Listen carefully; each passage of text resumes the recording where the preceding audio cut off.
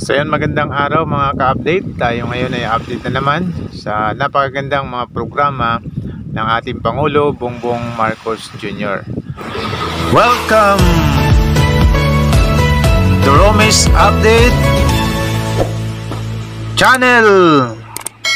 So mamaya po may panonoorin naman tayong video mga ka-update, at masasabi natin na ito ay magdudulot naman ng sakit sa mata ng mga wala nang ginawa kundi pulain ang Pangulo, at sinasabi na walang ginagawa. Kung masabi nga natin na ang Pangulo ay walang ginagawa doon sa mga taong walang magawa.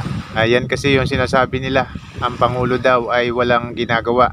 Pero ang katotohanan, ang Pangulo po ay halos walang pahinga, no? Kung atin pong mapapansin yung kanyang mga ginagawa, pumupunta sa palengke, pumupunta sa school, pumupunta sa tulay, San Juanico Bridge particular, at kung saan saan pumupunta yung ating Pangulo. Sobrang napakasipag, talagang ipinapakita niya yung katotohanan ng kanyang sinasabi, na hindi lamang siya nakadepende doon sa report na ginagawa at ibinibigay ng mga taong pinagkakatiwalaan niya sa mga proyekto, bagkus talagang tinitignan niya kung ito ay totoo, kung gaano nga katotoo yung nasa kanilang report.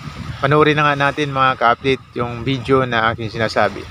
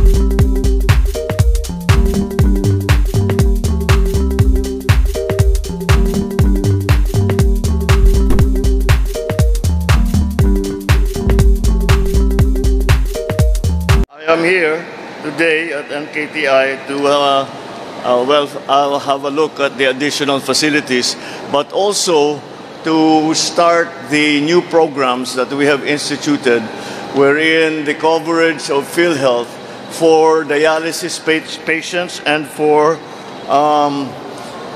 kidney transplant patients has been increased, and the coverage of PhilHealth, one of the highest incidences of diseases in the Philippines is